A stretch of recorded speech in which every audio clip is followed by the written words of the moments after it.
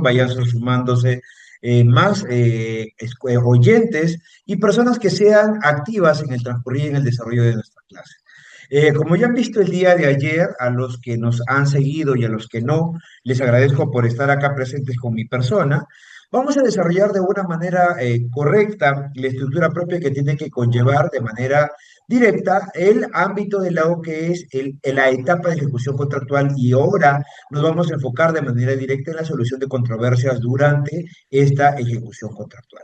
Nosotros, como parte ya de Juris.p, Derecho a un Clip, encargamos de brindar estas ponencias, sobre todo para poder fortalecer las capacidades técnicas que ustedes tienen, como también las capacidades operativas que están desarrollando, a fin de que con la especialidad y con la conciencia de cada uno de ustedes podamos lograr no solamente poder tener un resultado, sino que sea un resultado fidedigno y un resultado que se enfoque en la realidad de cada uno de los casos en los cuales nos creemos en mención.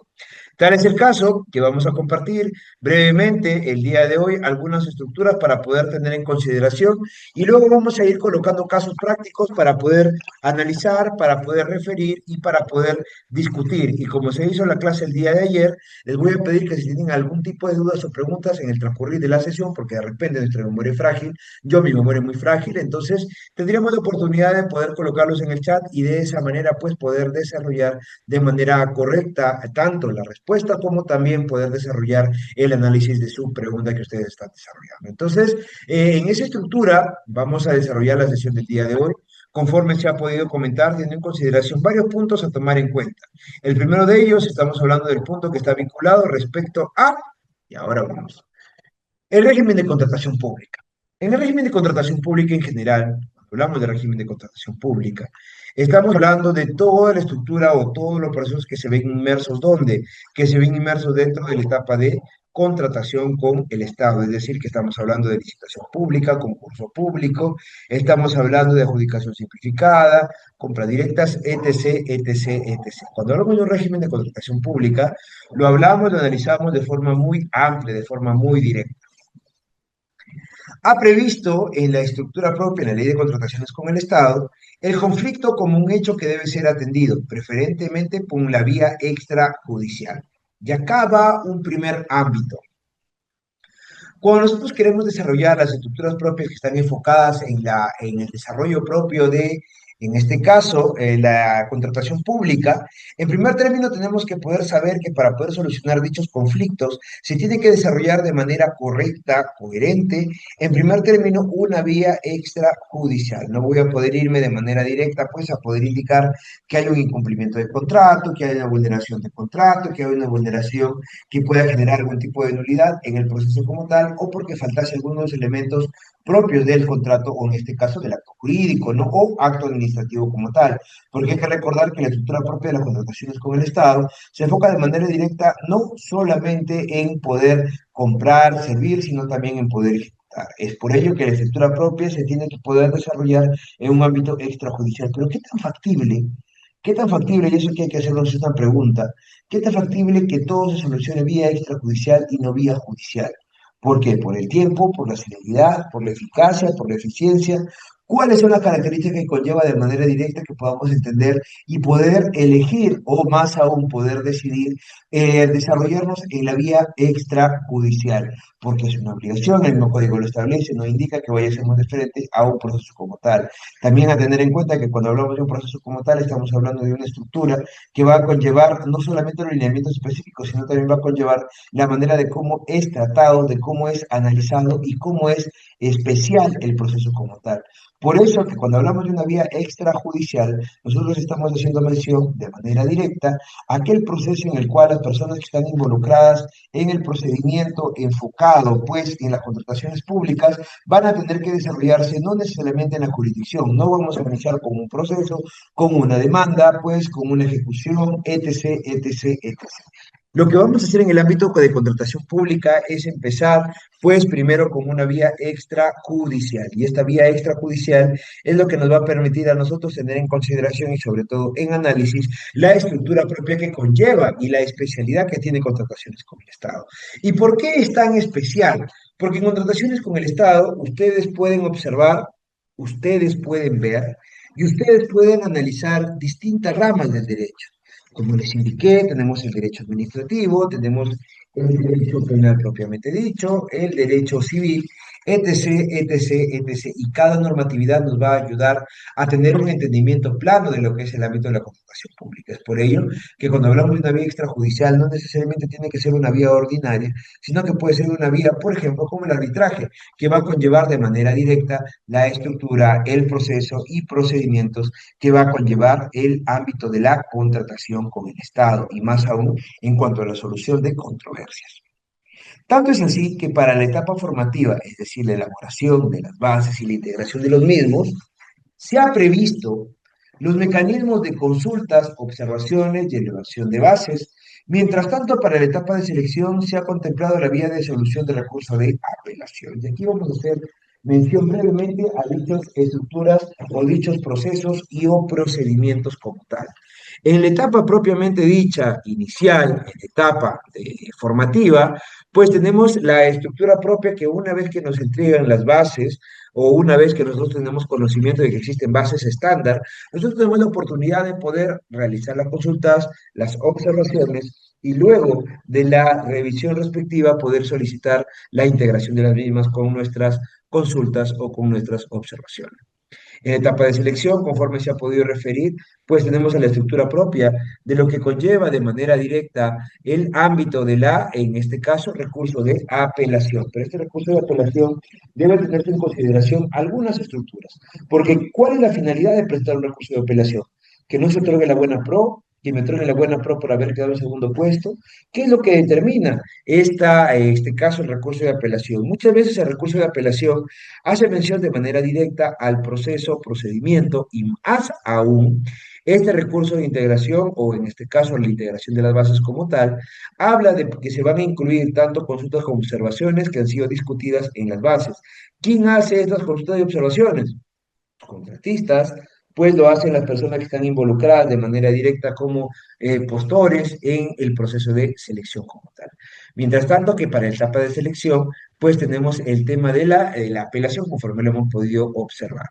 Una vez suscrito el contrato, toda controversia debe solicitarse bajo dos estructuras, bajo la conciliación o bajo el arbitraje. Y la vía judicial en todos estos casos solo tiene una participación residual, es decir, cuando ya se ha acabado todos los lineamientos, ya no hay opción a ir a reclamo en vía administrativa, ya no hay opción quizás que se haga el pago por gastos generales, por mayor metrado, que no han estado contemplados en la base como tal. Una vez que agotamos todo, no nos quieren pagar una, dos, tres o hasta cuatro veces, pues ya tendríamos que poder iniciar un proceso judicial. Y cuando hablo del tema de las veces, estoy enfocándome de manera directa, pues, en supuestos que pueden suceder en la realidad, que suceden en realidad, porque cuando hablamos, por ejemplo, de la estructura propia jurisdiccional o de la estructura propia de la normativa de contrataciones con el Estado, vamos a darnos cuenta que dicha normatividad tiene mucha particularidad, mucha eficiencia, muchos lineamientos para poder tomarlos en consideración y en nota.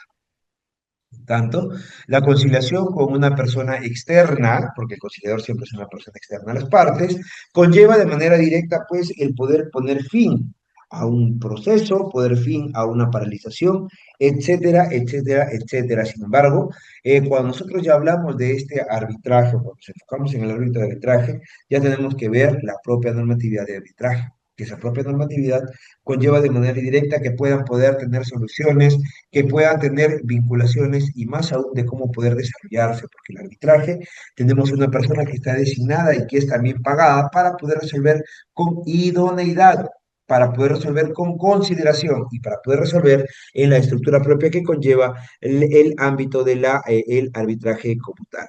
Entonces, en la vía judicial, conforme se puede apreciar, la vía judicial no queda más que poder entender o poder comprender que es el último aislamiento luego de haber agotado las vías de comunicación.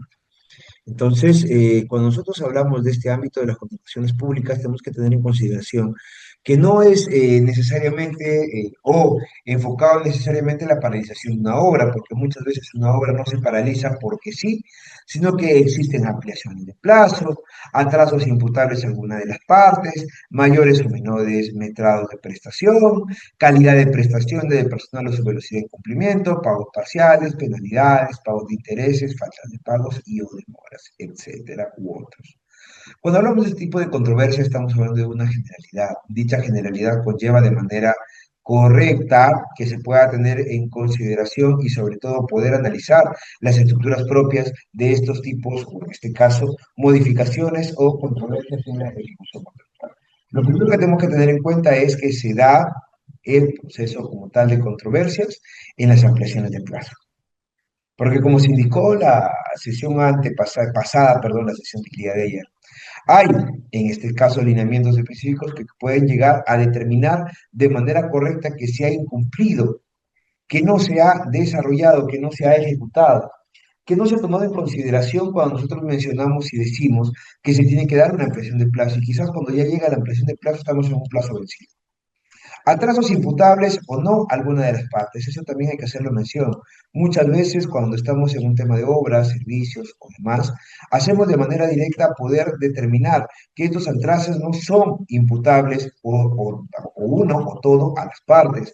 Cuando hablamos de mayores, pues en este caso, o menores prestaciones también, cuando hay cambios, cuando se ejecuta propio en la estructura propia de la ejecución. Muchas veces el otorgamiento de la buena pro, muchas veces la evaluación se ha desarrollado en base a los cánones propios de la normatividad, pero sin embargo, cuando observamos dicha estructura como tal, hacemos mención que estos lineamientos o estos puntos que tenemos en consideración no se van a agotar única y exclusivamente con la difusión, con la comunicación, sino que es necesaria que se pueda tener en consideración cada una de las estructuras para poder desarrollarlo. Por ejemplo, cuando hablamos de velocidad en el cumplimiento, en la calidad de las prestaciones, pago parciales para poder evitar penalidades, pago de intereses, falta de pago o demora. Por eso es que cada proceso tiene su propia particularidad. No podemos inmiscuirnos a todos en un solo aspecto, porque cuando hacemos de esa naturaleza, pues nosotros vamos a estar limitados para poder desarrollar y sobre todo para poder entender la naturaleza propia del derecho como tal y más aún el derecho militar policial.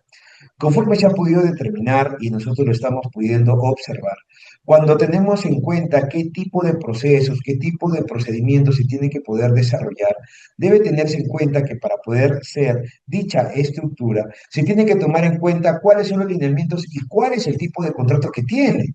Porque si, por ejemplo, voy a tener un contrato en el cual no se ejecuta, no se sustenta, no hay un argumento coherente, sólido, que me ayude a determinar de manera directa que no son imputables al contratista, que no son imputables a la entidad. Entonces, acá ya vamos a hacer mención de muchos lineamientos y sobre todo cuestiones a tomar en consideración.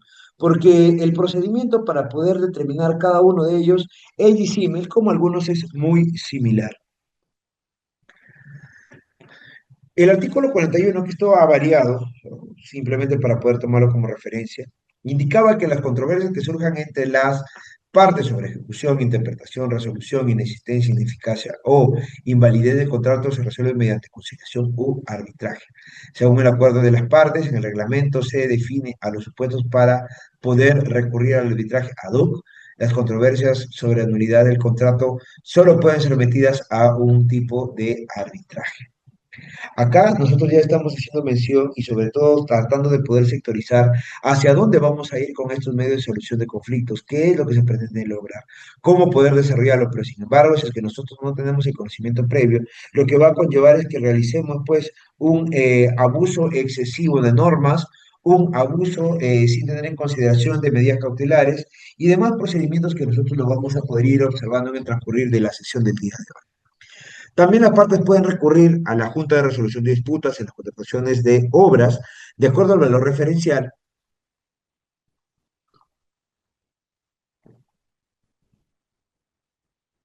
y demás condiciones previstas en el reglamento, siendo esas decisiones vinculantes. Y el reglamento puede establecer otros medios de solución de controversias. Cuando hablamos de otros medios de solución de controversias, ya lo vamos a ver a continuación a qué se está haciendo mención, porque en realidad cuando nosotros observamos o tenemos en consideración solamente el marco normativo, vamos a tener una participación limitada en la toma de decisiones, una participación limitada también en la forma de cómo poder concluir, cómo poder rebatir o cómo poder extinguir una relación como tal en el ámbito de la ejecución contractual. Y también vamos a tener en consideración una confrontación de manera directa con lo que conlleva el proceso como tal. Estamos hablando de manera directa a qué, a quiénes o qué personas se van a estar involucradas, porque en este caso nosotros lo que podemos saber es que las personas que van a estar de una manera directa en cuanto a la resolución en primer término van a ser en este caso la Junta de Resolución de Disputas en las contrataciones con el Estado de Obras. ¿Para qué? Para poder generar una manera descentralizada, una manera efectiva de una manera coherente la estructura propia de lo que establece el ámbito de la contratación estatal como tal, y más aún de cómo se desarrolla en cuanto a la participación de la Junta de Resolución de Disputas en las contrataciones conforme se puede ejecutar. Las negociaciones entre entidades y contratistas no hay nada más de que poder observar este cuadro y saber lo complejas que son, saber lo compleja que se desarrolla en el ámbito de poder tener, saber, conocer, poder desarrollar los lineamientos específicos, pero sin embargo, si es que nosotros tomamos en consideración y observamos, no hay ninguna línea que no esté comunicada. Cada una de las líneas que están mencionadas allí están siendo comunicadas, tienen vinculaciones, tienen análisis, tienen contraste y más aún, tienen la cercanía unas con otras. ¿Y por qué?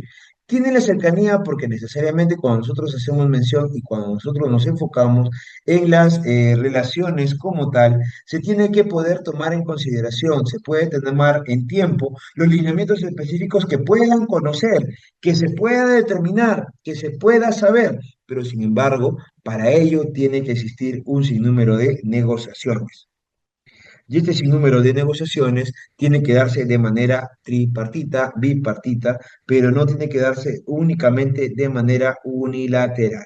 Porque si se queda únicamente de manera unilateral, va a conllevar de manera directa, pues, que no se pueda desarrollar un procedimiento como tal. ¿Por qué? Porque estaremos vulnerando la libertad o libre concurrencia, porque hay que recordar que el Estado se convierte solamente en árbitro, solamente se convierte en aquella persona que va a resolver dicho conflicto como tal. Pero eso es lo que en realidad nosotros observamos, lo que nosotros tenemos cuando hablamos de las negociaciones entre entidades y como también entre contratistas, porque estas relaciones son un sinnúmero de parámetros. No se tiene que poder determinar ni tampoco poder tener en consideraciones que cuando hablamos de estas negociaciones son negociaciones imparables, son negociaciones que no se van a poder desarrollar, negociaciones que van a tener que vincularse para poder llegar juntos a una solución de conflictos. Como punto uno, podemos tomar en consideración lo que es la conciliación. Y esto está debidamente regulado en el artículo 1070, que es la ley de conciliación propiamente dicha.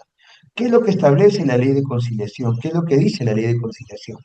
Que participa un tercero ajeno a las partes involucradas, es decir, el conciliador es una persona que es capacitada, acreditada y autorizada por el Ministerio de Justicia, siendo los requisitos, en primer término, ser ciudadano en ejercicio, dos, haber aprobado el curso y capacitaciones de conciliadores dictados por la autoridad autorizada por el Ministerio de Justicia, carecer de antecedentes penales y cumplir con los demás requisitos que exija el reglamento. Pero si nosotros podemos observar, dichos requisitos son fáciles de cumplir. Sin embargo, no siempre todas las personas que están involucradas en el ámbito de la contratación pública están enfocados en la estructura propia de la conciliación, porque la conciliación no necesariamente se va a poder enfocar o se va a poder desarrollar teniendo en consideración los lineamientos físicos o los lineamientos que va a conllevar la sola participación de una tercera persona, sino que esta sola participación de la tercera persona tiene que poder conllevar de manera directa que se pueda hacer una intervención, un control, pero más no poder entrar en la decisión, porque la decisión va a determinar solamente de las partes como tal. Entonces, cuando nosotros hacemos mención, cuando nosotros tenemos en cuenta que se puede carecer de algunos de elementos para poder saber, para poder conocer hacia dónde poder desarrollar la conciliación, claro que sí, porque hay cuestiones que son necesariamente más prácticas para poder conciliar que otras, ya sea por el grado de especialidad, ya sea por el grado de complejidad o de una manera directa por los lineamientos como tal. Entonces, la audiencia es única, es desarrollada en un centro de conciliación autorizado por el Ministerio de Justicia. Pero valgan verdades, hay que poder indicar acá que cuando nosotros hablamos de un centro de conciliación, estamos observando que es un centro que atiende a un sinnúmero de personas, pero no tienen un centro de conciliación especializado como tal en el ámbito de contrataciones con el Estado. Es por ello que hay que hacer mención y sobre todo cuando tenemos en cuenta la estructura, el proceso, el procedimiento de la conciliación, debe tener un involucramiento directo, tanto la persona, tanto el tercero, como las partes. ¿Para qué? Para que de esta manera se pueda determinar de una forma consciente, coherente y perspectiva, pues cómo poder desarrollar el ámbito de la conciliación. No se puede interponer fórmulas conciliatorias, es decir, que no puede ejecutarse, uno, cuando hay un acuerdo total de las partes. ¿Para qué puede llegar a una conciliación si hay un acuerdo de las partes? Cuando hay un acuerdo parcial de las partes, eso también tomarlo en consideración. Cuando hay inasistencia de una de las partes a dos sesiones, cuando hay inasistencia de ambas partes a una sesión y cuando la decisión debidamente motivada del conciliador en audiencia de control, conforme se ha podido determinar, puede o pudiese advertir la violación de los derechos constitucionales por, por retirarse alguna de las partes antes de la conclusión de la audiencia o por negarse a firmar el acta de conciliación. Entonces, la conclusión bajo estos supuestos de los incisos D, E y F no produce suspensión del plazo de prescripción contemplado en el artículo 19 de la ley para que la ley se produjo aquellas formas de conclusión del proceso como tal. Ok, acá voy a hacer un pequeño espacio de unos minutos, por favor. En breve estoy comentando con ustedes. Minutos. Muy bien, con las disculpas del caso, continuamos. Conforme les había indicado y nosotros tenemos en consideración la estructura propia del proceso como tal, hay que saber en qué momento poder diferenciar y en qué momento poder utilizar el procedimiento propio que conlleva de manera directa en este caso, la conciliación. ¿Cuándo poder hablar de conciliación y cuándo poder hablar de arbitraje? Eso es una necesidad que quizás todos o muchos lo podemos entender y quizás otros no lo vamos a entender también. En realidad, podemos hacer cualesquiera de los mismos, sin embargo, es necesario pues poder saber y poder conocer cuál es la estructura propia del arbitraje, cuál es el nivel de participación y cuál es el nivel de involucramiento de las personas que están enfocados en la época o en este caso, en la estructura propia del arbitraje como tal. Porque nosotros hay que ser claros, cuando nosotros hacemos mención cuando indicamos, cuando referimos o cuando estamos a tanto del procedimiento como es el arbitraje, hay que saber que este arbitraje como tal tiene lineamientos específicos para poder desarrollarlos y para poder cumplirlos. Pero es quizás uno de los ámbitos o mecanismos o marcs o mecanismos de alternativos de resolución de conflictos que son más utilizados y quizás son más devaluados y no son tomados en consideración.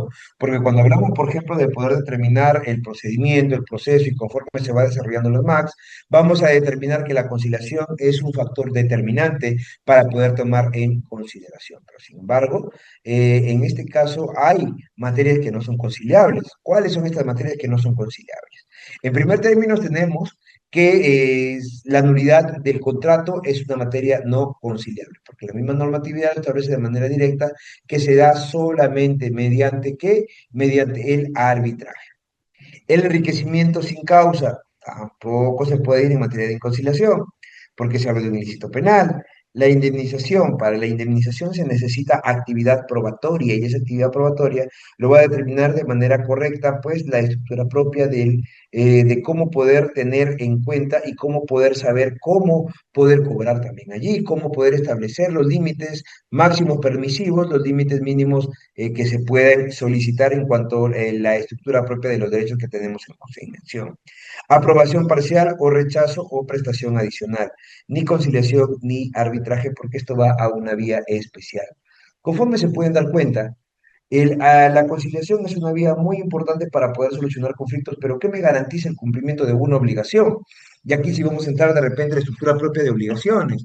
Cuando yo tengo en consideración, cuando yo observo, analizo, vinculo y me pongo a poder determinar que el ámbito, ejemplo, de la indemnización como tal, de la conciliación, de requerimientos y causa, de la nulidad, se necesita netamente actividad probatoria, donde las partes van a tener que discutir para poder tomar una decisión. El árbitro, o en este caso el conciliador en primer término, toma las veces de una tercera persona que va a ayudar a solucionar el conflicto, mientras que el árbitro va a hacer cumplir la normatividad en base a su conocimiento, en base a su experiencia o en base a lo que ha podido desarrollar en el transcurrir de estas, en este caso, en el transcurrir de los espacios en los cuales ha habido un ámbito de especialización. La conciliación es lo que tenemos que hacer y es lo que se tiene que ejecutar. Entonces, cuando hablamos de la conciliación, constituye responsabilidad funcional impulsar o proseguir la vía arbitral, cuando el análisis costo-beneficio determina la posición de la entidad razonable no será acogida en dicha sede.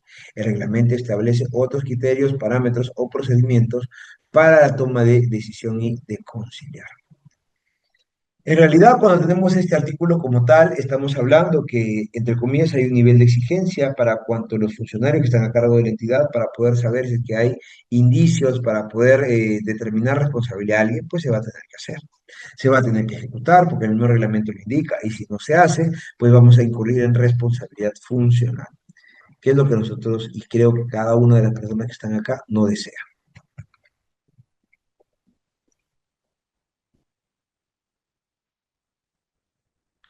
En cuanto a la estructura propia del arbitraje como tal, en cuanto al procedimiento de cómo se da, de cómo se desarrolla, de cómo se ejecuta, debemos tener en cuenta que el arbitraje cuenta con una jurisdicción reconocida en la Constitución Política del Perú. Podemos indicar que es otra forma alternativa para resolución de conflictos. Conforme se ha podido determinar de manera muy directa el ámbito de la conciliación, también el ámbito del arbitraje se enfoca de esta estructura como tal y nace desde la Constitución política del Estado y nace también desde la voluntad de las partes, porque muchas veces las partes son las que van a decidir, primero el árbitro, segundo el pago de los honorarios respectivos y tercero la resolución del caso como tal. En algunos centros de arbitraje, tanto sean los colegiados o los unipersonales, ya si tienen conocimiento, ya saben, ya conocen quién es el abogado, quién es la abogada que va a sustentar. Y de esa manera tratan de poder inmiscuir, de poder desarrollar, entender o tener una estructura muy alejada de la realidad cuando nosotros hablamos de la estructura propia del arbitraje, porque el arbitraje es un equivalente al ámbito jurisdiccional y la diferencia que va a conllevar se va a centrar solamente en lo que se estableció en el límite de la ley de contrataciones con el Estado, porque nace de la voluntad de partes o puede ser establecido. Eso es lo que establece la ley de contrataciones con el Estado. En lo regulado por el decreto legislativo 1071 y modificatoria al decreto de urgencia número 20-2020, debe solicitarse dentro del plazo de caducidad establecido en la Ley de Contrataciones con el Estado. En la Ley de Contrataciones con el Estado se establece un plazo de caducidad para poder ejercitar el proceso de este derecho también. En la normatividad propia y conforme se ha venido desarrollando y tenemos en consideración los procesos y procedimientos enfocados en el ámbito de la contratación pública, tenemos que ser muy exquisitos para poder desarrollar, para poder conocer o para poder realizar no solamente los lineamientos específicos conforme se está desarrollando, sino también algunos elementos que van a conllevar de manera directa que se pueda ejecutar, que se pueda desarrollar o que se pueda limitar su participación. Es por ello que tiene una normatividad especial y se tiene que cumplir de acuerdo a lo que establece la normatividad. Si la normatividad dice 3 días, 2 días, se tiene que cumplir como tal. Y sobre ese concepto tenemos que tomar las precauciones y medidas necesarias para poder ver cuando alguien incumple el contrato por responsabilidad imputable, por ejemplo, a una de ellas, conlleva de manera directa que se pueda determinar también una causal de caducidad o no, antes o después del plazo. Conforme puede observarse, el arbitraje se lleva a cargo con un árbitro único o un tribunal arbitral. El ámbito único o el presidente del tribunal arbitral deben ser abogados con especialización acreditada en derecho administrativo, arbitraje, contrataciones con el Estado. Los demás miembros pueden ser per se expertos o profesionales en otras materias, pero con conocimiento en contrataciones con el Estado. Entonces, si se dan cuenta, la estructura o cómo se desarrolla el procedimiento o proceso para poder o para considerar en la elección propia de un árbitro único, un árbitro o un tribunal arbitral, va a depender de manera directa de qué, va a depender de cómo se pueda ejecutar, de cómo se pueda desarrollar, o cómo se pueda tomar en consideración los lineamientos que conllevan la estructura como tal. Por ello, hay que tener en cuenta que se resuelven las controversias a través de un laudo, el cual es inapelable, definitivamente, en este caso definitivo, y obligatorio para que las partes del momento de su notificación, debiendo notificarse a las partes a través del SEACE para su eficacia. Entonces, no cuenta con segunda instancia, solo puede imponerse recurso de anulación contra el laudo y no tiene coercio o escutio. Entonces, cuando hablamos de esta mención, cuando hablamos de estos procedimientos como tal, o cuando hablamos de los lineamientos que conlleva el poder entender o poder considerar el arbitraje, lo primero que deben de considerar y tomar en conocimiento es hasta dónde nosotros vamos a hablar del, en este caso del arbitraje, si aún no tenemos o no aplicamos de manera correcta la estructura propia de la conciliación. Entonces, ¿cuáles son los límites? ¿Cuál es mejor? ¿Cómo se desarrolla? Va a depender mucho de lo que tú quieras lograr. Si tú quieres lograr, por ejemplo, que se te otorga la buena prof, de obviamente tú vas a tener que poder hacer mención de manera directa a cómo se desarrolla, cómo se ejecuta, qué se hace, qué se identifica para poder realizarlo, porque si no, vas a tener una casilla muerta y esa casilla muerta puede conllevarte que genere responsabilidad. Entonces, cuando nosotros hablamos del tema del arbitraje e indicamos que no cuenta con segunda instancia y solo puede ponerse recurso de anulación contra el laudo arbitral. Esto la misma ley arbitral lo establece en el artículo 45.23. Las entidades solo pueden iniciar una acción judicial de anulación del laudo previa autorización del titular de la entidad, mediante resolución debidamente motivada, bajo responsabilidad, siendo esta facultad indelegable. Para tal efecto, se realiza el análisis costo-beneficio considerando el costo en el tiempo y recursos en el proceso judicial. La respectiva expectativa del éxito a seguir en la anulación constituye la responsabilidad funcional e impulsar la anulación a la arbitral cuando el análisis del costo-beneficio determina que la función de la entidad razonablemente no pudo ser acogida.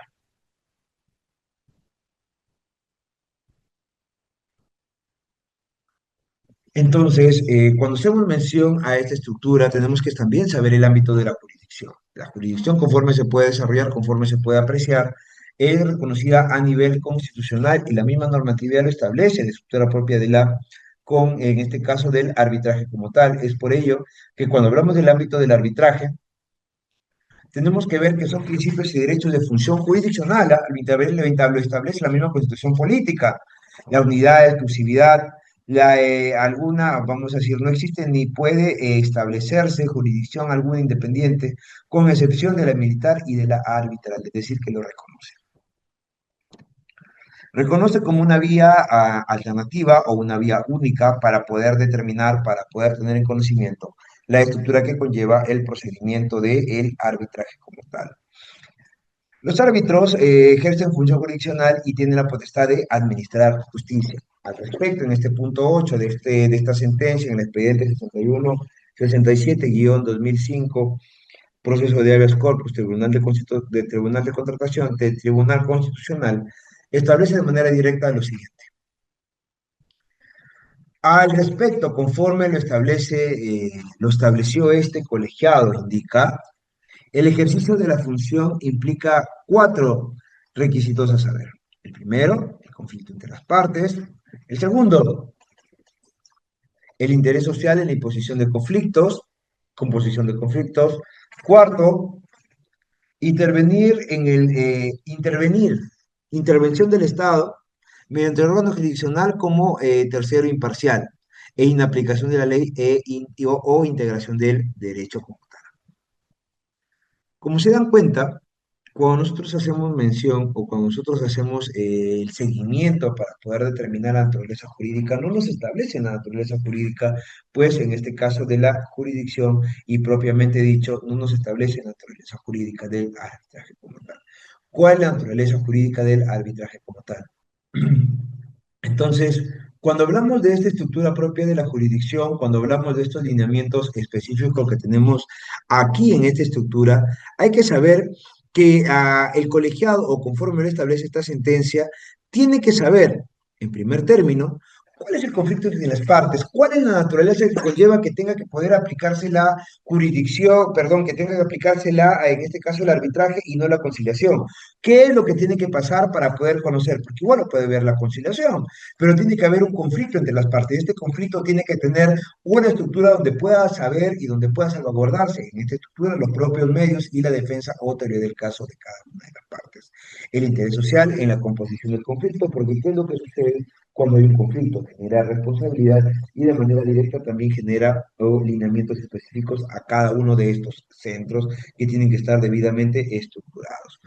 Como punto C, intervención del Estado mediante el órgano jurisdiccional como un tercero imparcial a fin de poder involucrarlo, al fin de poder tomarle conocimiento y sobre todo poder desarrollar dichos lineamientos que va a conllevar cuando él ya pues decida o se pueda tener en consideración respecto a la estructura y responsabilidad propia del arbitraje como tal. Las características del arbitraje están establecidos tanto en el marco normativo vigente como en la propia normatividad, en la propia doctrina. Tenemos en primer lugar que se trata de un contrato o se trata de un documento privado. ¿Y por qué se habla de un documento privado? Porque no se está resolviendo en el ámbito jurisdiccional, que es un ámbito público, tampoco se está resolviendo en un ámbito netamente mixto, sino que se está resolviendo en un ámbito privado, donde se contrata un árbitro para que literalmente resuelva un trabajo, donde se contrata al árbitro, como se hace en una cancha deportiva, para poder saber quién cometió falta y quién no ha cometido falta. Segundo, excluye la jurisdicción del Poder Judicial. Sí, conforme lo hemos podido observar, al momento de determinar de manera coherente, correcta, que el árbitro ha tenido participación o no dentro del proceso, tendríamos que poder ver que el procedimiento como tal que se está desarrollando en cuanto a la exclusión del Poder Judicial determina en cuanto a la base propia de la especialidad.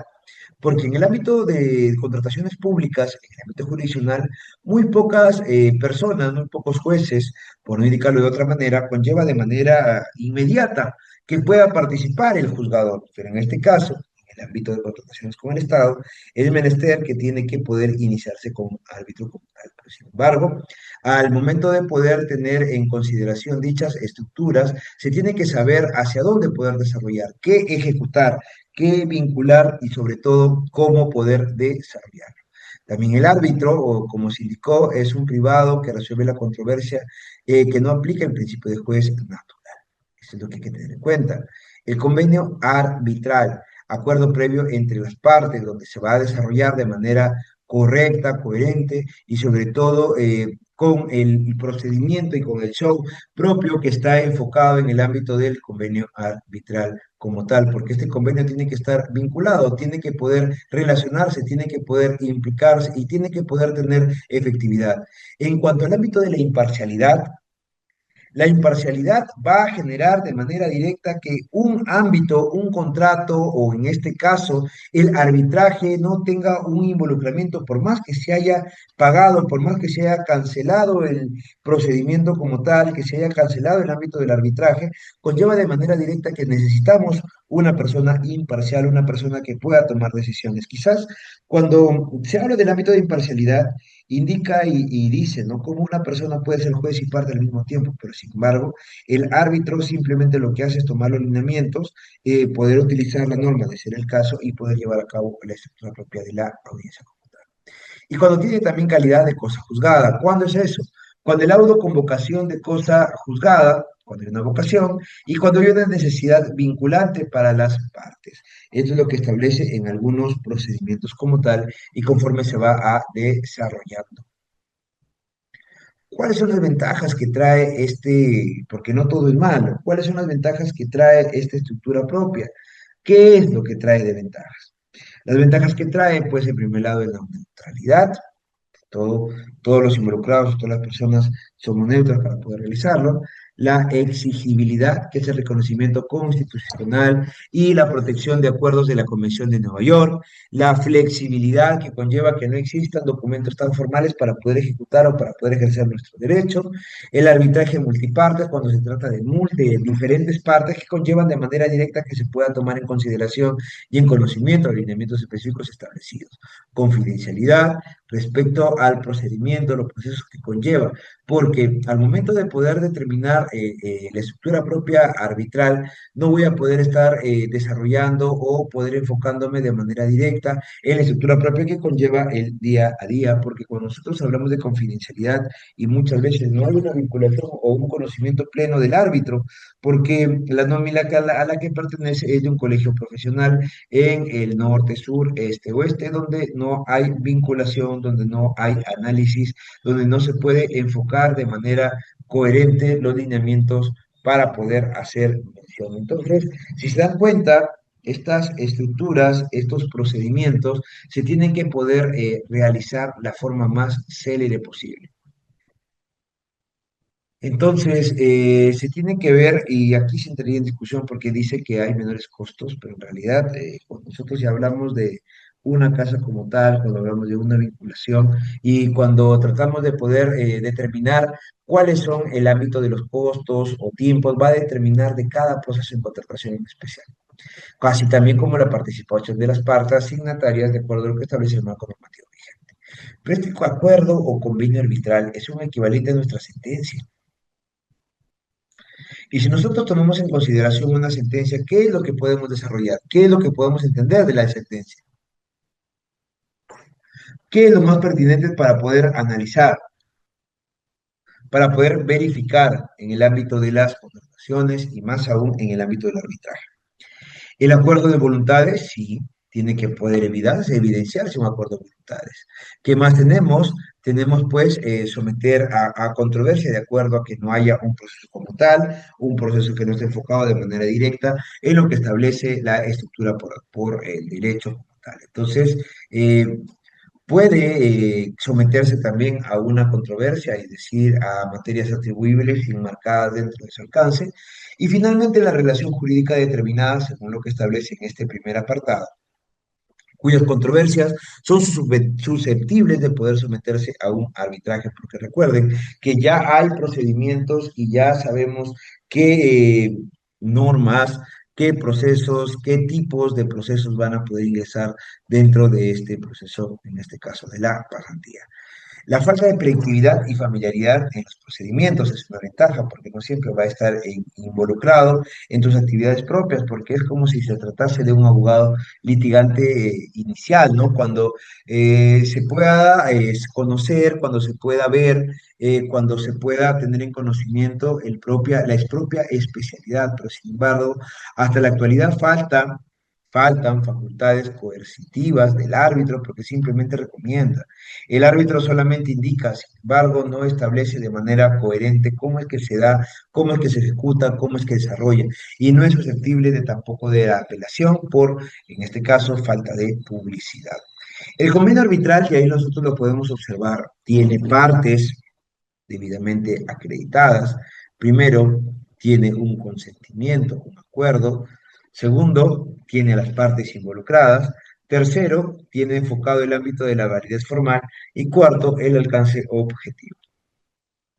Y si se dan cuenta, cada uno de esos presupuestos que están establecidos en el lado arbitral conlleva un lineamiento específico que pueda determinar los lineamientos como tales y que pueda tener la consideración para poder realizar y sobre todo para poder ejecutar o exigir cuando una entidad no se ejecuta, no se da, no se desarrolla el proceso de selección, ya sea por falta de presupuesto, ya sea porque no existe una necesidad o necesariamente porque el dinero ya ha sido gastado. Entonces, cuando nosotros hablamos de este ámbito del convenio arbitral como tal, el convenio como tal, al igual que una sentencia, tiene partes, tiene etapas, tiene procesos y tiene procedimientos. Pero para que esto sea más factible, para que esto se pueda desarrollar, tiene que tener al menos elementos subyacentes que nos ayuden a determinar de manera coherente cómo poder desarrollar el ámbito de la contratación pública, cómo poder ejecutarlo, pero sin embargo no lo tenemos conforme está, porque en el convenio arbitral es muy interesante poder leerlo porque te establece las partes, los procesos y procedimientos. Sin embargo, cuando nosotros tenemos una estructura de una sentencia, muchas veces no sabemos dónde está cuál o tal parte. ¿Por qué? Porque no hemos tenido lineamientos específicos para poder desarrollar. En cuanto al acuerdo de voluntades, acá estamos haciendo mención donde ambas personas se someten a lo establecido por el tema del árbitro. ¿Por qué? ¿Y por qué se someten? Se someten porque cuando estamos analizando, cuando estamos enfocando, están desarrolladas y sobre todo están ya plenas, que es la única vía en la cual van a realizar una, en este caso, solución de controversias. Pero hay que tener en cuenta que esta solución de controversias no va a limitar que se puedan presentar un sinnúmero de acuerdos, un sinnúmero de procesos, un sinnúmero de actos de conciliación.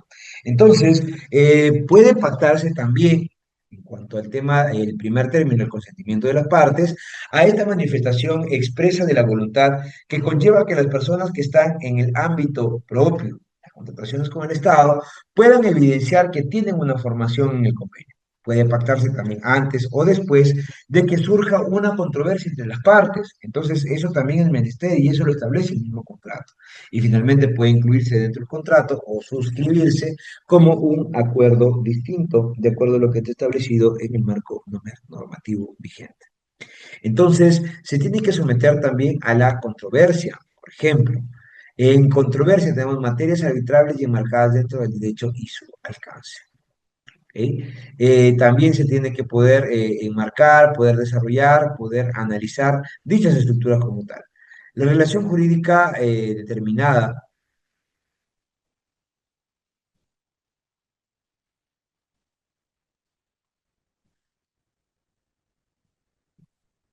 Ok. Entonces, cuando nosotros hablamos de someter a controversia, son materias arbitrales y enmarcadas dentro del alcance de la misma norma de, en este caso, de arbitraje. La relación jurídica determinada hace mención a las controversias que son susceptibles de someter al ámbito propio del arbitraje como tal. Entonces, cuando nosotros, por ejemplo, vemos el tema de la estructura propia de un arbitraje, aquí tenemos, por ejemplo, una estructura que está enfocada en el ámbito de inglés, como para poder tener en consideración tenemos que determinar de manera correcta es que cómo se determina el tema del arbitraje, porque el arbitraje es una invención que no lo hemos desarrollado nosotros, sino que el arbitraje es una invención que se ha desarrollado de manera directa en lo largo y ancho de nuestro, en este caso, país, ya también a nivel internacional y sobre todo que está enfocado en el common law, en el ámbito de la resolución en base a terceros que adquieren o que hacen un procedimiento como tal como aquellas personas que están involucradas dentro del proceso o del convenio arbitral específicamente. El convenio arbitral, modelo CCL, modelo coorbital, modelo CCI, hablamos para poder determinar cuál es la estructura propia de la eficiencia o deficiencia como tal.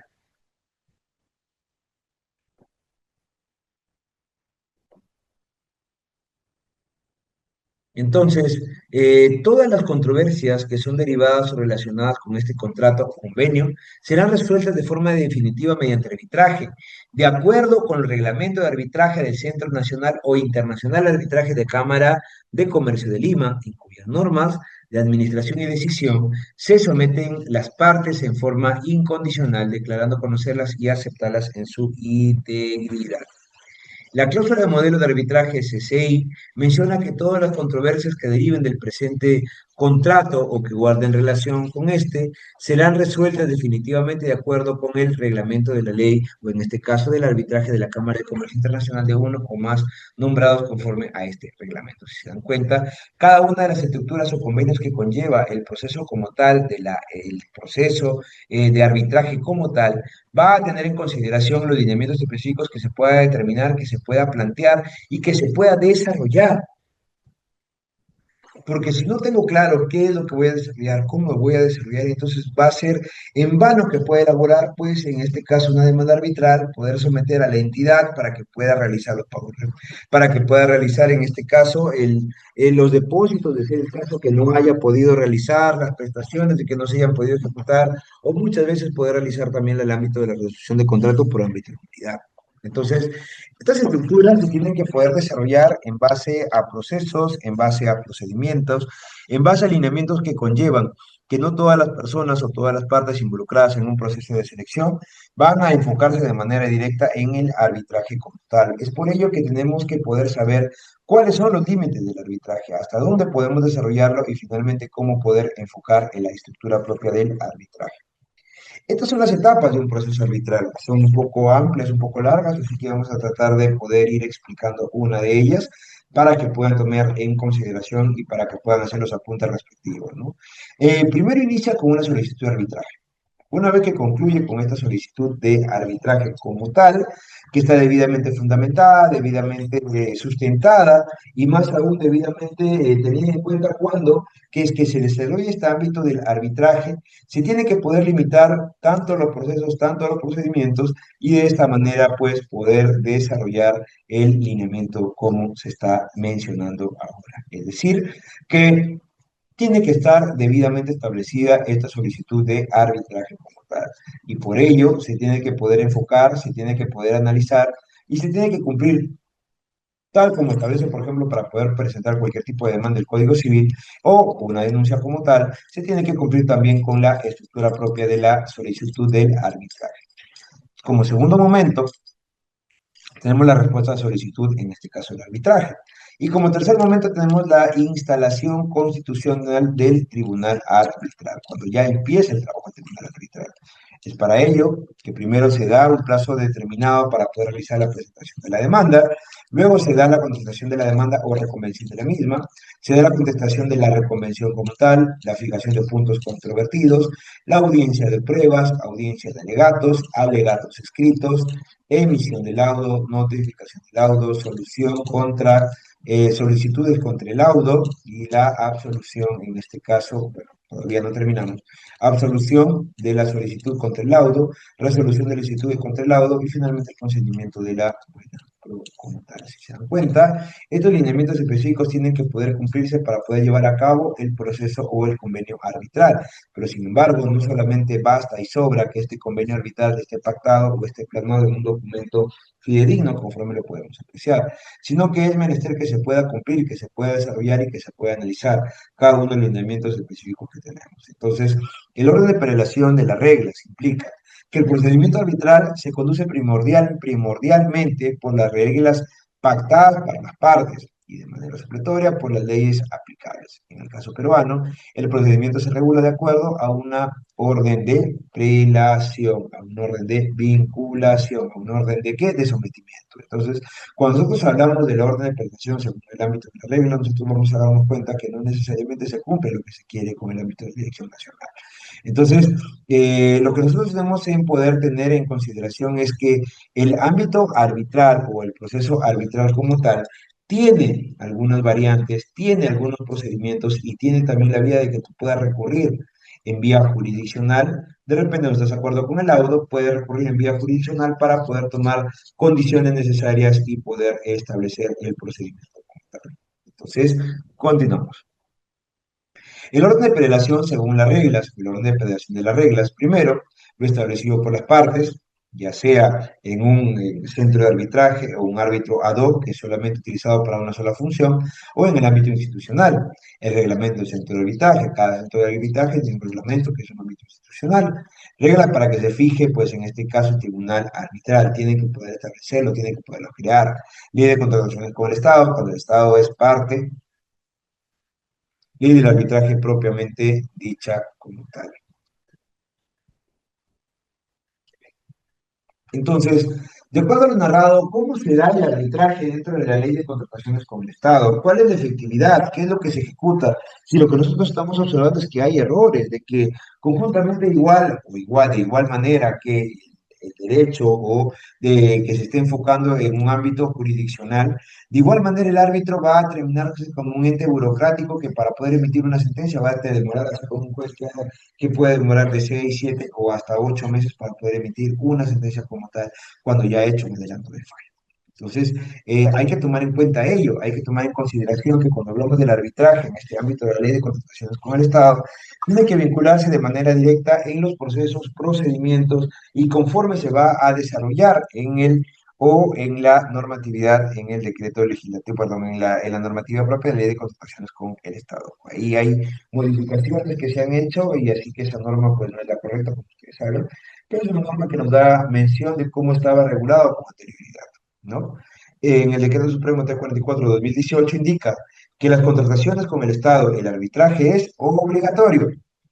El arbitraje es de tipo nacional y de derecho como tal, es decir, que no puede darse un arbitraje internacional y que tampoco puede enfocarse a algún lineamiento que esté enfocado o que se salga de los parámetros establecidos por el ámbito del derecho. Puede ser institucional o ad hoc.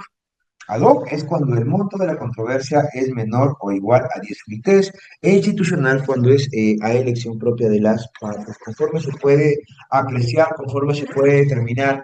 Cuando nosotros hablamos de la estructura propia de un procedimiento como está el arbitraje dentro de la ley de comunicaciones con el Estado, tenemos que poder referir que esta normatividad conlleva de manera directa que exista un involucramiento, que exista pues una participación o que pueda existir algo tan práctico como lo que estamos mencionando, referente a los lineamientos que se hace mención como tal. Entonces, hay que tener en cuenta que la estructura propia de un requisito, de un órgano, de un ente, tiene que ser de una manera ad hoc o tiene que ser de una manera institucional. Eso va a determinar mucho de lo que quieras lograr, cómo lo quieras lograr y más aún cómo lo vayas a poder involucrar como tal.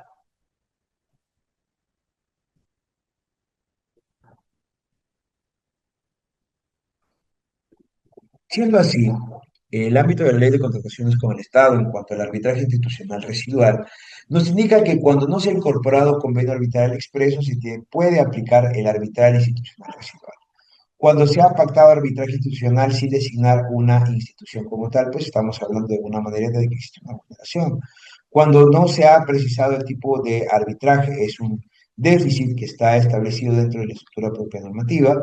Cuando el monto contractual es de mayor a 5 millones, pero se pactó por el convenio de arbitraje ad hoc, cuando la controversia derivada de órdenes de compra o de servicios derivados del acuerdo marco, o cuando se pacta en la CNE y en el OCE en cuanto a la contravención de sus reglas como tal. Si se dan cuenta, nosotros estamos enfocando solamente en la factura pública, estamos enfocándonos solamente pues en lo que conlleva la compra de bienes, servicios y obras, pero ¿qué pasa con el ámbito propio, en este caso, para poder desarrollar situaciones que no están debidamente contempladas en la normatividad? Si hay situaciones que no están debidamente contempladas en la normatividad, pues puede desarrollarse varios supuestos. El de entre ellos está el ámbito del arbitraje, porque el arbitraje tiene que ser muy preciso. Entonces, las controversias derivadas de las órdenes de compra de servicio o derivados del acuerdo marco, y cuando se pacta, tendrían que cumplir de acuerdo a la normatividad vigente. Materias arbitrales. En cuanto a materias arbitrales, tenemos que en este caso, contraversión o controversias que surjan entre las partes sobre la ejecución del contrato, la resolución del contrato, la inexistencia de un contrato, la ineficacia e invalidez de un contrato, ya que podría determinar varios lineamientos que no vienen al caso, pero que podrían enfocarse para poder entender dicha estructura, porque las controversias referidas al cumplimiento del pago final en cuanto a la recepción y conformidad de la obra con vicios o sin vicios ocultos. Eso es lo que nosotros tenemos que tener y sobre todo que poder desarrollar como tal.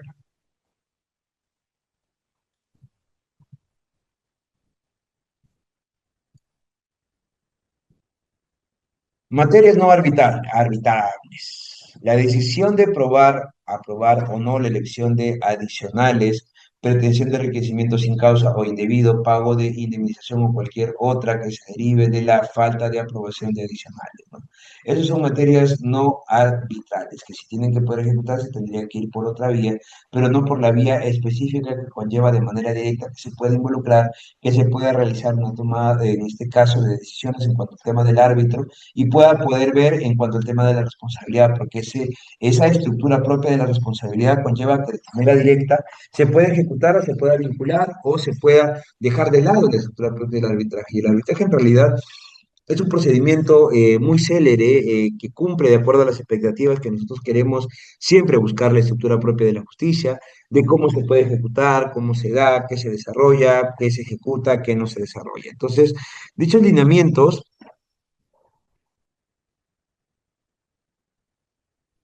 un minuto por favor. Bien, conforme se estaba indicando qué no es habitable, qué no puede entrar dentro de esta estructura. Primero, la decisión de aprobar o no la ejecución de adicionales, las pretensiones de enriquecimiento sin causa o indebido y el pago de indemnizaciones de cualquier otra que se deriven de la falta de aprobación de adicionales como tal. Estos son materias que no son arbitrales, son materias que no se tienen que poder enfocar y son materias que no se tienen que poder desarrollar, si no estaríamos enfocando que es una nulidad y que lo que conlleva de manera directa. Y eso es lo que nosotros, o lo que se quiere, o lo que se busca en el ámbito del arbitraje es que no se pueda desarrollar como tal. Entonces, hay que saber qué poder llevar a materia arbitral y qué solucionar en otra vía respectiva. ¿Cuáles son las características del árbitro en el ámbito de contrataciones con el Estado? Obviamente que tenga un conocimiento sobre el proceso de contratación pública, que deba permanecer independiente e imparcial durante el proceso, eso es ya un poco de subjetividad, que deba presentar una declaración jurada, acá ya vamos a observar objetividad, y en el caso de ser árbitro único, el presidente del tribunal debe ser necesariamente abogado y que acreditar los conocimientos necesarios. ¿En qué? En la estructura propia de las contrataciones con el Estado, con su reglamento, con su aplicación y conforme nosotros lo estamos desarrollando. Entonces, estas características deben ceñirse, deben hacerse de acuerdo a lo establecido,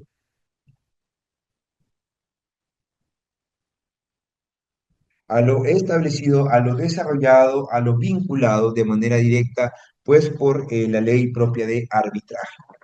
En el caso de las estructuras como tal, o los árbitros, las personas que presiden, las personas que dan la dirección al ámbito propio de la participación de en este caso, de las personas involucradas, ya sea de las defensas, ya sea de la participación en cada una de las etapas respectivas del proceso arbitral, se tiene que poder determinar que tenga primero que tener conocimientos y ser abogado como tal. Entonces, si es una persona que no va a tener un concepto claro, definido de cómo poder involucrarse o tomar decisiones en cuanto a las perspectivas del proceso como tal, conlleva,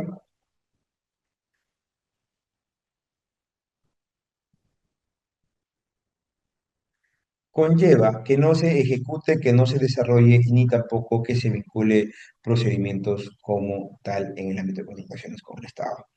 ¿Quiénes no pueden ser árbitros? ¿Quiénes son las personas que no tienen que enfocarse en el ámbito arbitral? ¿Quiénes no son las personas que no tienen que poder desarrollarse como tal? En primer término tenemos presidentes, vicepresidentes, congresistas, ministros, magistrados, fiscales, contralores, directores de empresas para el Estado, funcionarios del OCE hasta 6 meses después de haber dejado el cargo. ¿Por qué es ese lineamiento tan claro, tan explícito? Porque existen quizás personas que son muy especialistas en la materia, pero se encuentran ocupando actualmente cargos públicos. Y muchas veces el cargo público puede terminarse una estructura o un proceso de direccionamiento o favorecimiento a alguna de las partes, y eso es lo que no se quiere. No se quiere que haya un involucramiento. Por eso, quizás, si que podemos hacer una comparación, uno de los sistemas, o más aún, de los procesos para poder sancionar o para poder establecer de manera correcta el procedimiento como tal en el ámbito del arbitraje, tiene que poder desarrollarse de acuerdo a los lineamientos establecidos en la normatividad, porque si no se hace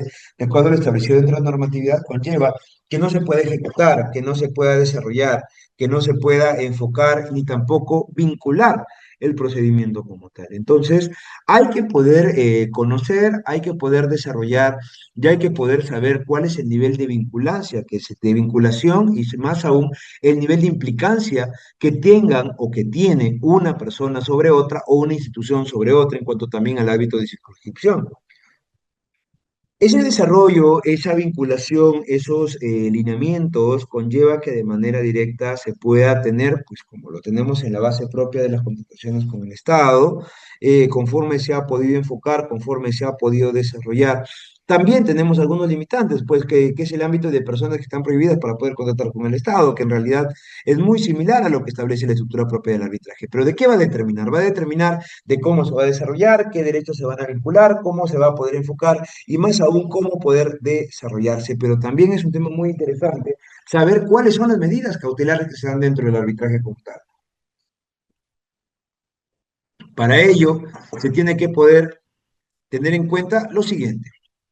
Primero, cuando hablamos de estas medidas cautelares o cuando hablamos de una estructura de resolución o cuando se habla de la efectividad para poder determinar que este tribunal es probo, que cuenta con el poder, que cuenta con los derechos para poder determinar de manera directa no solamente una resolución de una disputa, sino utilizar de manera provisional algunas medidas que conllevan de manera directa poder garantizar el resultado final este caso de una resolución a favor o en contra, va a determinar de manera directa que el proceso se pueda cumplir en los cánones o expectativas propias de la normatividad o de las reglas conductuales o más aún de las medidas cautelares. Por eso que en cuanto al orden de prelación de dichas reglas, en primer término, tenemos la probabilidad de éxito, ¿no? Esta probabilidad de éxito, conforme se puede desarrollar y conforme se puede determinar, tiene que tener un ámbito y una incidencia. ¿En qué tiene que tener una incidencia? Una incidencia tiene que tenerlo en el proceso o en la manera provisional en la cual se va a desarrollar, se va a demostrar y se va a formular estructuras propias para poder determinar los lineamientos físicos y los lineamientos necesarios para poder establecer la vinculación.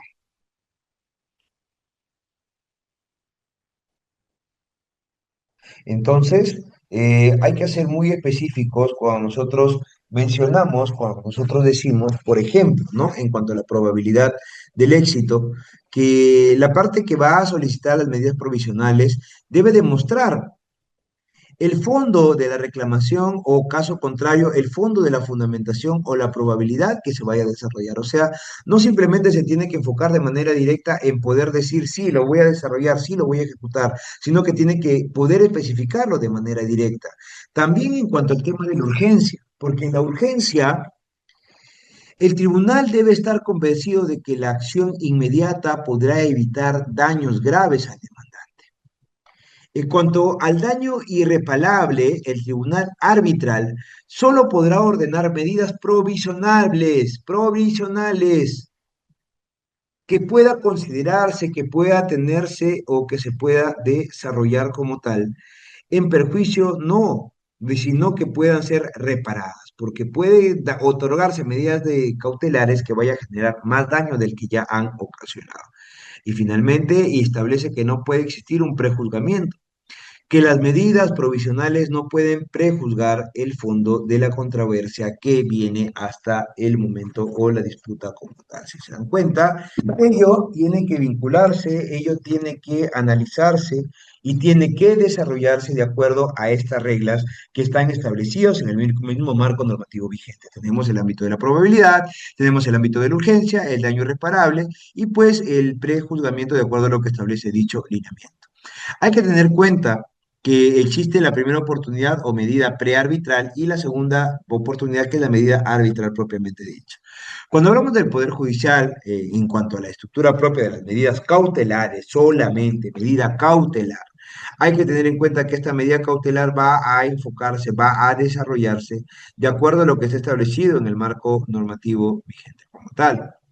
Por ello, que la solicitud de medida cautelar no se va a desarrollar de manera aislada, sino que se presenta una solicitud de medida cautelar, pero muchas veces esta solicitud de medida cautelar se tiene que poder desarrollar fuera del proceso, no dentro, sino fuera del proceso. Se solicita, se otorga la medida cautelar, se ejecuta la medida cautelar y finalmente se inicia con una solicitud de arbitraje, porque como se da fuera del proceso, tengo que cumplir con lo que establece para poder recién iniciar con el proceso arbitral. En ese lineamiento, conforme hemos podido observar de manera muy sucinta hace un instante en cuanto a la participación, entre la ejecución o la ejecución de la medida cautelar y la solicitud de arbitraje tienen que pasar 10 días. En cuanto a la ejecución de la medida cautelar hasta la constitución del actor civil tienen que pasar un máximo de 90 días. Y el tribunal arbitral tiene que poder revisar y determinar en este caso la solicitud, si es que ha salido favorable o no respecto al tema de la medida cautelar. Entonces, cuando nosotros hablamos de este arbitraje, hay que saber cómo poder enfocarlo, cómo poder desarrollarlo y cómo también poder plantearlo. Porque cuando nosotros lo planteamos de una manera incorrecta, pues no va a tener los resultados que quizás sí pudiésemos tener en otros lineamientos, en otras estructuras y en otros procedimientos como tal. En cuanto a la prueba de arbitraje, acá sí hay lineamientos para poder tener en cuenta, para poder considerar, para poder referir. El primero, que son la exhibición de documentales.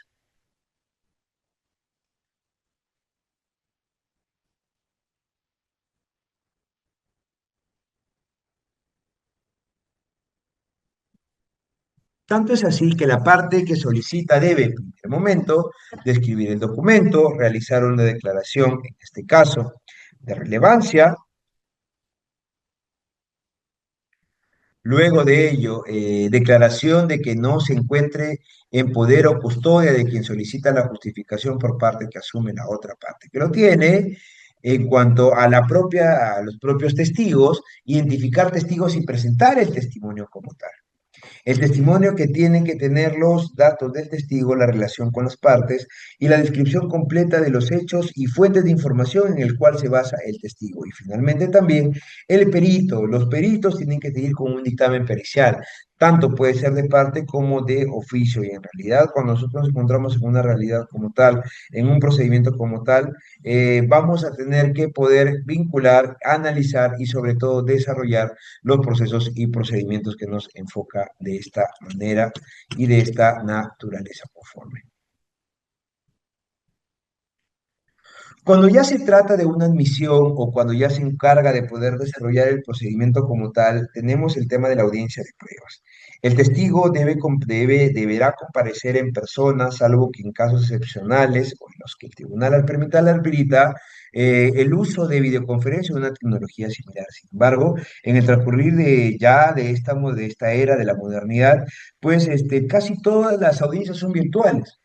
Muy pocas veces he visto ya en estos últimos años, luego de la pandemia COVID-19, no solamente hablo del ámbito judicial, sino de diversas estructuras, como también establece el Tribunal de Contrataciones con el Estado, o en este caso, una estructura arbitral, han utilizado y siguen utilizando el ámbito de la tecnología para poder hacer quizás más práctico una decisión o el involucramiento o poder revisarla, pero sin embargo, pues hay personas que aún seguimos prefiriendo el tema de las audiencias presenciales. ¿Por qué? Porque nos permite poder determinar y poder saber que el testigo o la persona que está dictando o la persona que está desarrollando no es la misma que está declarando. Entonces, cuando nosotros hablamos de esta audiencia de pruebas, tenemos que tener en cuenta el principio de inmediación.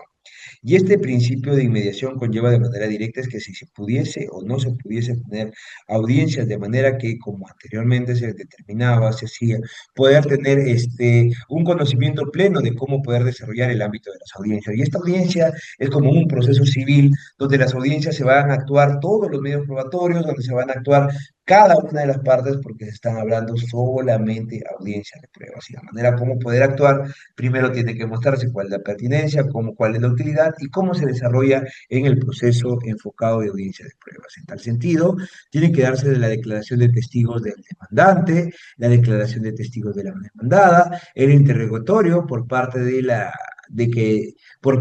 que llama el testigo. Estándar de interrogación, tiene que hacer un examen directo, un examen que esté enfocado de manera muy desarrollada dentro de los límites permitidos como tal. Entonces, en ese ámbito también es necesario menester poder tener en consideración cuáles son las resoluciones de este tribunal arbitral, qué es lo que dice el tribunal arbitral, cómo se desarrolla el tribunal arbitral. Siendo así, tenemos lo siguiente, las resoluciones del tribunal arbitral. Órdenes procesales o resoluciones, que es lo que nosotros establecemos cuando se habla de, en este caso, un convenio arbitral. Decisiones destinadas al laudo, que son lo que se llama estas resoluciones del tribunal, son susceptibles de reconsideración, el plazo varía de acuerdo a su reglamento y las consideraciones pueden darse a solicitud de parte de oficio por el tribunal arbitral, conforme se ha podido enfocar. En cuanto a la reconsideración, las decisiones del tribunal arbitral son distintas al laudo y pueden ser reconsideradas e iniciativa de una de las partes o del mismo propio tribunal, por razones debidamente motivadas dentro del plazo establecido para las partes, por reglamento arbitral aplicable o por el tribunal arbitral o por la falta determinada en el plazo para la consideración que debe presentarse dentro de los 3 días siguientes en de tiene conocimiento de la notificación.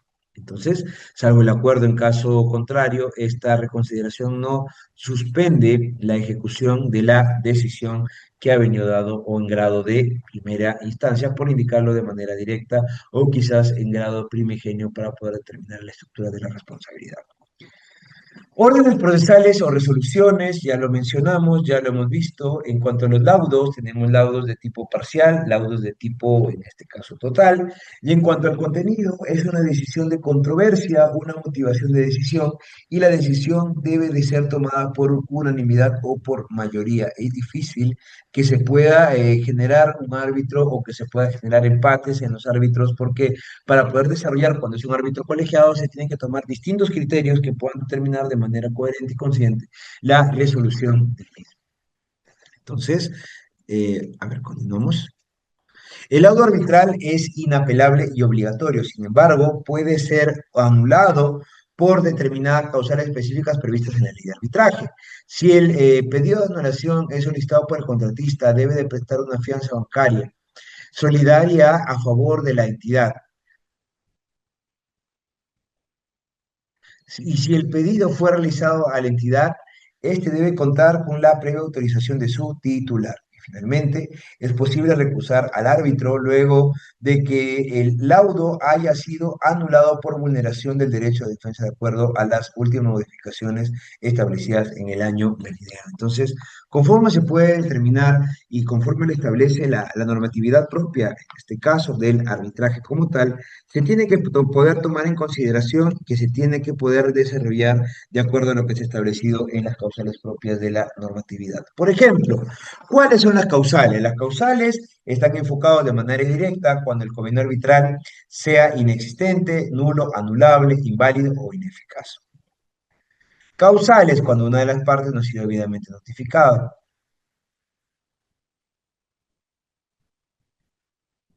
Cuando existe una indebida conformación del tribunal, cuando la resolución sobre materias no son sometidas a la jurisdicción del tribunal arbitral, cuando el auto sobre materias no son, en este caso, acreditables o arbitrales, y cuando el laudo arbitral se pone al orden al público internacional, existe una controversia para poder determinar o para poder analizar dicha estructura. Es por ello que se tiene que poder iniciar con el nombramiento de un árbitro, luego las actuaciones arbitrales y finalmente no se ha podido hacer que no se ha podido hacer o valer sus derechos como tal. En cuanto a la Junta de Resolución de Disputas, esta Junta tiene un criterio de temporalidad.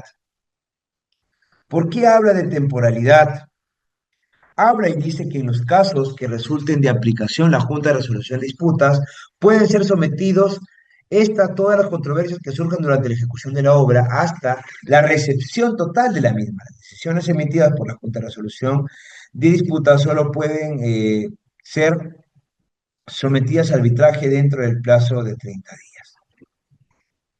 Desde recibida, en este caso, la propia normatividad o desde establecido o poder tener en consideración o conforme se puedan hablar las respectivas perspectivas acerca de las controversias o que puedan surgir probabilidades posteriores que dicha recepción puedan ser sometidos directa o indirectamente a través de un plazo de 30 días, conforme a lo establecido en tu normatividad y en tu reglamento interno o en el reglamento que tiene la estructura propia del arbitraje. ¿Ok? Cuando nosotros hacemos mención, por ejemplo, tenemos la culminación del proyecto que se hace de una manera coherente, de una manera correcta, de una manera concienzuda y también de cómo se puede desarrollar hasta el momento. En cuanto a la Junta de Resolución de Disputas, también tiene una función consultiva y una función decisoria. En cuanto a la función consultiva consiste en emitir opinión no vinculante sobre actos que puedan ser motivo de una futura controversia. Ya o que las partes deseen dilucidar. Esta atribución consultiva también puede generar durante cualquier reunión, audiencia o visita de la obra, dejando constancia solicitud de las partes, la solicitud o absolución de realizarse en un plazo máximo de 5 días, el plazo que la JR proponga, o los dos partes acepten como tal. La JRD no queda vinculada por las opiniones que haya expresado mientras ejerció la función consultiva. En cuanto a la función decisoria respecto a las controversias que surjan en el marco respectivo contractual, no pueden ser sometidos a la JRD las controversias sobre la nulidad, la inexistencia, ineficacia o invalidez del contrato. La decisión de la entidad o de la Contraloría General de la República de aprobar o no la ejecución de prestaciones adicionales, conforme lo ha indicado en el numeral 35.4 de la ley, las pretensiones de carácter indemnizatorio por concepto previsto en la normatividad, la contratación pública prevista en el numeral 2, 243.3 del reglamento, ni las controversias sometidas al cumplimiento obligatorio del pago final y es vinculante solamente para las partes. Entonces, puede ser adjudicario un postor y pueden ser tres miembros adjudicadores. El inicio del procedimiento se da en la firma del contrato tripartito y el acta de inicio de funciones como tal. En caso se produzca la suspensión del plazo de ejecución de la obra prevista en el artículo 168 del reglamento, se suspende también las funciones de la JRD sin reconocimiento a mayores honorarios o gastos administrativos del centro. Entonces, conforme se puede desarrollar, conforme se puede determinar. Para someter una controversia a la Junta de Resolución de Disputas, la parte interesada debe presentar al centro de una petición que incluya por lo menos las siguientes características. Primero, una descripción clara y concisa de la naturaleza y de las circunstancias de la controversia. Segundo, una lista de pretensiones que serán sometidas a la decisión o que serán sometidas a la JRD, a la Junta de Resolución de Disputas. Una presentación de la posición de la parte y cualquier sustento que fundamente la posición, tales como documentos, planos, cronogramas o programas de actividades correspondientes, etcétera, etcétera, etcétera. Las respuestas que dio la parte contraria, de ser el caso, también es lo que puede conllevar o interesarse en la estructura propia de la Junta de Resolución de Disputas. La fecha de notificación de la petición escrita al centro será considerada con la fecha que inició. Entonces, cuando las fechas de notificación de la petición escrita, por este caso de la JRD, serán notificadas como fecha de inicio de la controversia a la JRD. Las partes pueden presentar una petición conjunta o llegar a un acuerdo sobre la controversia en cualquier momento y en cualquier circunstancia. En cuanto al ámbito de la contestación de la petición, el centro notifica la petición de la otra parte en el plazo máximo de 3 días de recibida. La parte que contesta debe hacerlo dentro del plazo máximo de 15 días siguientes contados desde que son notificados por el centro, incluyendo una prestación clara, concisa, de la posición respecto a la controversia, así como cualquier sustento que fundamente su posición, tales como documentos, planos, cronogramas, programas de actividades y correspondencias que resulten pertinentes de ser el caso. En cualquier momento, acá encontramos que la JRD puede solicitar a cualquiera de las partes que presente información o documentos adicionales que contribuyan a la emisión de la decisión como tal. Sin embargo, no se ejecuta de manera correcta, no se desarrolla y por ello que muchas veces ha quedado en un segundo plano o le ha disminuido el poder que venía a poder ser un cambio generacional a la estructura propia del Consejo como tal. Entonces, en cuanto a la contestación de la petición, el centro notifica a la petición de la otra parte en el plazo máximo de 3 días de haberle contestado, de haberlo hecho o realizado dentro del plazo de 15 días, de haberlo notificado al centro, incluyendo una presentación clara y concisa de la posición respecto a la controversia, así como cualquier sustento que fundamente su posición, tales como documentos, planos, cronogramas, programas de actividades. Entonces, en cualquier momento la JRD puede solicitar esta información. Es por ello que la persona que presenta la denuncia debe estar debidamente conciso y más aún debe de tener la manera de cómo poder hacerlo. Al cambio por ejemplo, cuando hemos estado en el procedimiento propio de la normatividad, de cómo se da, de cómo se ejecuta el ámbito del arbitraje, acá vamos a ver cómo se ejecuta la resolución de disputas. Tal es así que inicia con una petición, luego existe una contestación, luego hay una audiencia a requerir información adicional si es que fuera necesario, y luego finalmente la decisión como tal. En resumen, de la controversia de las posiciones respectivas de las partes y de los pedidos que se solicitan. Segundo, en resumen de las disposiciones pertinentes al contrato de obra de la legislación aplicable. Tercero, una cronología de los hechos relevantes, un resumen de procedimientos seguidos por la JRD y una lista de documentos entregados para que las partes durante el procedimiento puedan tomar una decisión respectiva. La decisión en sí misma y su motivación tiene que ser cuestionada porque recordemos que es un derecho que a nosotros nos asiste. Entonces, ¿qué papel cumple el desacuerdo de las decisiones de la JRD?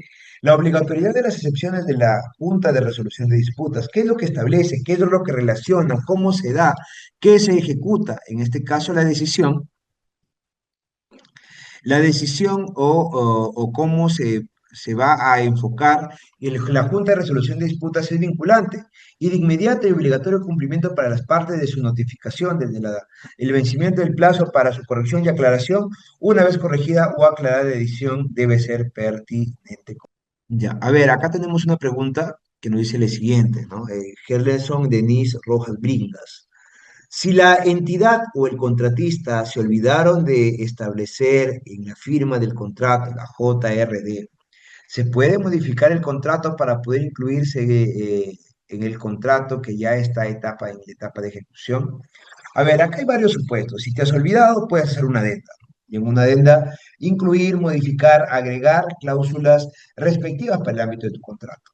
Pero si lo has hecho mal o no tiene una vinculación de manera correcta con el ámbito de la JRD, la JRD puede indicar, y en cuanto al principio de legalidad, y como indica no está establecido dentro de sus lineamientos, no va a poder involucrarse para poder tomar las decisiones respectivas. Entonces hay que saber hacia dónde poder enfocar y cómo poder relacionar. Y en cuanto para poder hablar de la etapa de ejecución se tendría que saber si es que está en la etapa inicial, en la etapa intermedia, en la etapa final, ya cuando está en un ámbito de liquidación. ¿Y por qué hago mención todo ello? Porque si se dan cuenta, todo se vincula, todo se relaciona, todo se ejecuta. ¿Y para qué? Para poder garantizar juntos el ámbito de un bien. Entonces, la decisión que sea emitida por esta resolución, esta Junta de Resolución de Disputas, es vinculante y de inmediato y obligatorio cumplimiento para las partes de su notificación desde el vencimiento del plazo para su corrección o aclaración. Ninguna autoridad administrativa, arbitral o judicial puede impedir el cumplimiento de las decisiones que emitan, en este caso, la Junta de Resolución de Disputas. Un minuto, por favor. Entonces, a ver, tenemos otra pregunta por acá. ¿Qué es lo que dice? No escogieron JRD y por el monto amerita. A ver, si no escogieron JRD y el monto lo amerita, ¿qué es lo que quedaría? Si es que hay el procedimiento y no se ha colocado, entonces tiene que hacerse un obligatorio cumplimiento, una adenda para poder incluir la JRD, porque es una obligación que si no lo hace, pues puede conllevar de alguna manera directa que se pueda hacer una vulneración al procedimiento como tal, y eso tiene que ejecutarse, se tiene que poder hacer, se tiene que desarrollar, y ese olvidar puede generar hasta responsabilidad, y en algunos casos, si es que se han olvidado, como me indicas, puede generar también ámbito de responsabilidad, que cuando una fiscalización posterior se den cuenta que se han olvidado, pues podría generar responsabilidad en los ambos. Entonces, ninguna autoridad administrativa, arbitral o judicial puede impedir el cumplimiento de estas decisiones. Entonces, en tanto, las partes están obligadas, sí, las partes están obligadas a cumplir la decisión sin demora. Aun cuando cualquiera de ellas hayan manifestado su desacuerdo con las mismas, yo se deseen someter a la controversia en arbitraje. Cuando la decisión de la Junta de Resolución de Disputas implica el surgimiento de obligaciones de pago o a cargo de la entidad o éstas se sujetan a plazos y o procedimientos establecidos en el contrato y o la normatividad pertinente según corresponda conforme se ha podido establecer. En cuanto a las decisiones de esta Junta de Resolución de Disputas, este marco normativo no es el correcto, pero sin embargo sí nos va a ayudar como doctrina jurisprudencial o doctrina normativa. Las decisiones son emitidas y notificadas a las partes fuera del plazo establecido en la directiva correspondiente que son ineficaces y controversias en materia de las mismas que pueden ser sometidas a arbitraje dentro de los 30 días hábiles de vencido el plazo para su notificación, salvo que ambas partes acuerden conceder la Junta de Resolución de Disputas un plazo adicional, siempre que exista un acuerdo expreso, dicho acuerdo que adopte antes de vencido el plazo original para modificar la decisión de la Junta y antes de que la decisión o antes que se recepcione la obra como tal, ¿no? Requisitos de arbitrabilidad. Arbitrabilidad. Primero, el 251.1. El agotamiento del procedimiento de la Junta de Resolución de Disputas, cuando este mecanismo haya sido pactado, es un presupuesto de arbitrabilidad para los temas sometidos en la competencia. Es decir, que cuando se haya hecho la Junta de Resolución de Disputas y hayan cuestiones que no hayan quedado claras o que no puedas cuestionarlo de acuerdo a la etapa pertinente, se puede presentar mediante el arbitraje como tal. El plazo de caducidad, esto hay que tenerlo mucho en consideración. El plazo de caducidad, esto sí se ha mantenido en la actual normatividad, debe someterse a controversia en los arbitrajes. Se computa desde que, uno, se venció el plazo para que la Junta de Resolución de Disputas emite y notifique a las partes de la decisión, o para que comunique a las partes la disolución de la Junta de Disputas, o que se haya producido la recepción total de la obra según corresponda. Hay supuestos especiales que también se establecen referidos a la estructura propia de cómo se dan en el desarrollo propio de los casos que surjan imposibilidad de poder conformar, por ejemplo, la resolución de disputas, al centro que comunica a las partes dicha circunstancia, pudiendo hacerlo a pedido de parte o de oficio.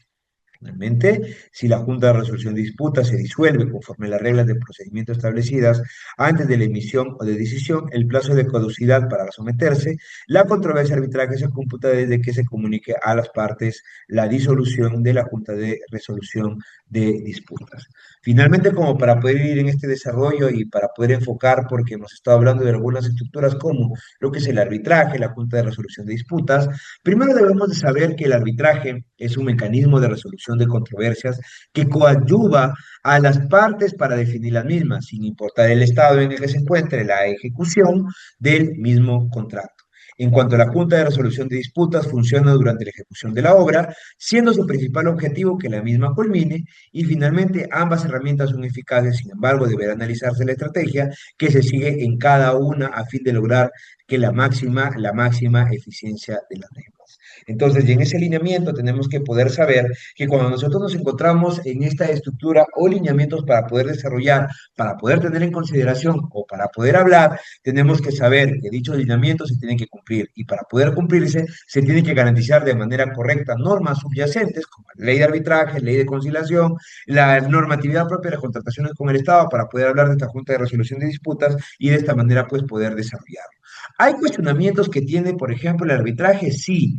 ¿Hay cuestionamientos que tiene la Junta de Resolución de Disputas? También. Pero lo importante es poder saber utilizarlo y cómo poder utilizarlo. Y de esta manera, pues, hemos llegado a la parte final. Entonces, no me queda nada más que poder agradecerles a ustedes por haberme escuchado en estas horas, tanto el día de ayer, tanto el día de hoy, y sobre todo estar activos en el ámbito de las preguntas para poder tener la decisión del caso. Entonces, yo concluyo la sustentación agradeciendo por el tiempo y el espacio que han tenido. Espero vernos en otra oportunidad para poder tener otra perspectiva de análisis y sobre todo la estructura como tal. Entonces, doy por terminado mi ponencia. Muchísimas gracias. Muchas gracias, estimado doctor. Por ende, eh, invito a los colegas participantes a que puedan formular su pregunta de manera oral levantando la mano o en su defecto dejarlo en la caja de comentarios. Esperamos unos minutos, doctor, para ver si formulan alguna pregunta. No habiendo más preguntas, por ende, en nombre de Juris.pe y de todos los asistentes, quiero expresar mi más sincero agradecimiento al doctor. Ahí tenemos una pregunta, estimado colega. Debe levantar la mano para darle acceso. A ver, un momento, por favor. Ya está activo el audio. Edgar Chávez. Está activo su audio. Edgar Chávez puede realizar su pregunta. Ya. Buenas noches, ¿cómo está?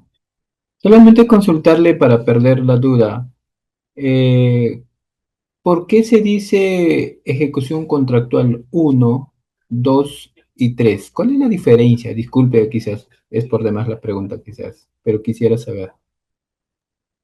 Bien, en primer lugar, es la estructura propia de cómo se está desarrollando el desarrollo del curso. En el ámbito de ejecución contractual uno se ha hablado de las partes generales, de cómo se ha ido dando, de cómo se ha ido ejecutando la estructura propia de la ejecución contractual, porque hay que recordar que esto se da con posterioridad al contrato.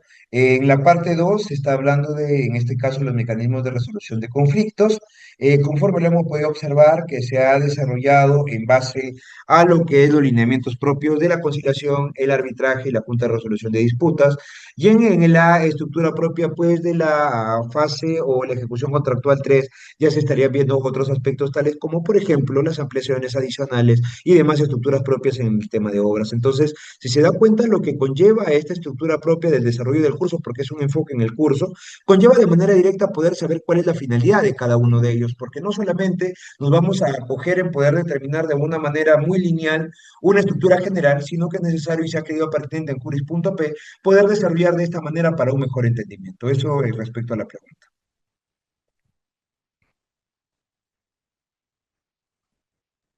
Muchas gracias, doctor. No habiendo más preguntas, no habiendo más manos alzadas también, en nombre de Juris.pe y todos los asistentes, quiero expresar mi más sincero agradecimiento al doctor Gesel Méndez Ibáñez por su magnífica ponencia sobre ejecución contractual, solución de controversias durante la ejecución contractual. Como siempre, doctor, es un verdadero honor que tenerlo con nosotros. Le deseamos el mayor de los éxitos en su camino profesional y esperamos contar con usted en futuros eventos académicos. Asimismo, doctor, puede despedirse de su público. Muy bien, en primer término agradecer por el espacio que hemos tenido y sobre todo por la nivel de involucramiento y sobre todo cómo se ha venido desarrollando este curso y sobre ti vamos a estar inmersos cuando Juris.p nos invita y sobre todo a las personas que están involucradas y a quienes les guste el ámbito de contrataciones con el Estado. Juris.p, Derecho a un Clip, siempre va a ser las personas y la organización que se encarga de poder vincular y darle fortalecimiento a esto, pues tan inmerso y tan especial como es el ámbito de contrataciones. Así que agradezco una vez más a Juris, agradezco a las personas que se han quedado hasta el final y pues esperemos vernos en otra oportunidad. Muchísimas gracias y muy buenas noches.